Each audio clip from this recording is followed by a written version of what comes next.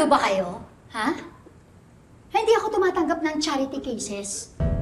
As you can see, this is a newly built boarding house, providing the best care and lodging to MACA students. And now, gusto mo magpapasok dito ng estudyante na tukha. Paano niya ma-afford ang renta dito? Hindi po kami kasama. Sila lang. Ate, nandito lang yung mga tinutukoy mo.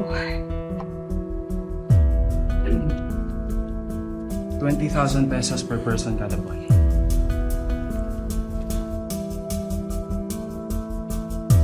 One month's deposit and 2 months advance. Ayan. Total po ng 360,000 para sa anim po namin kaibigan.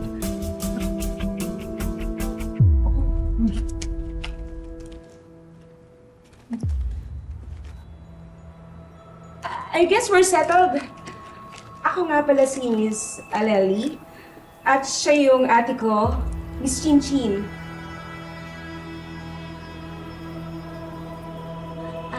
Ate, greet mo naman sila. Welcome mo naman sila dito.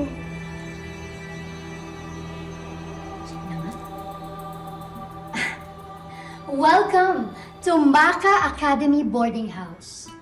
Or Makabi! Ganda! Ma'am, excuse me lang po. Pinilan namin yung mga titirang gamit sa labas. Okay po. Kasi po...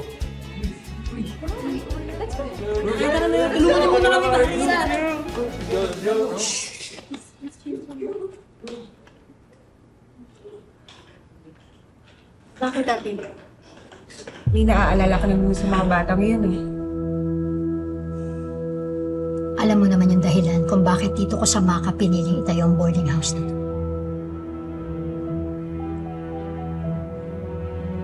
Baka sakali. Makita ko rito ang anak ko.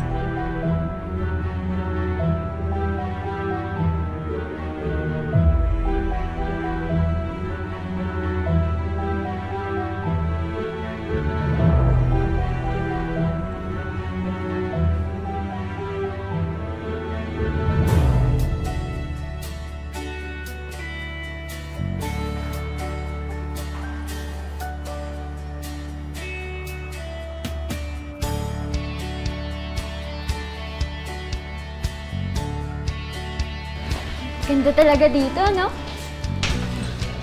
Well, dito yung accommodation na nire-recommend ng school, kaya ito namin kayo dinala.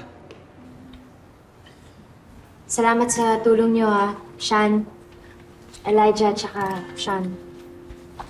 Pero parang, ang mahal. Mas mahal ka naman ni Sean eh. Yun, no? Yun talaga yun! Sir, kailangan nyo ng tulong. More than that, it's our choice to help. Just to be with you. Here. Now. Wow! Grabe ka, boy! Laki ng ginastos para matuloy yung ligawan kay Zep, boy, Guys! Nabasa niyo na ba tong rulebook? Rule number 8. Bawal magluto sa loob ng boarding house. What? Rule number 9. Bawal magpasok ng pagkain sa loob ng boarding house. Ano tayo mag-iipon yan? Bakit? Guys, tingnan niyo naman, ang daming add-ons, oh. Alam mo, saktong makabi yung tawag sa lugar natin. Makabayad eh. Baka pati pag-utot ko dito may bayad. Siguro mutot ka na, no? Bakit? Ano yun? Ano sabi niyo? Nagre-reklamo ba kayo? Gusto ko ipaalala sa inyong lahat, ha? Hindi ko kayo pinilit para ipagsiksikan ang sarili niyo dito. Kaya kung may reklamo kayo, di pa siguro, Aleli. Sunugin mo na yung kontrata ng mga to. Hindi po. Wala naman po nagre-reklamo. Opo, ma'am. Wala po. Sorry po. lalabas po muna kami. Ha? Tara. Tara na. Siguro. Okay, teka lang. Mga gamit. Iwan niyo yung gamit niyo dyan, ha? Okay.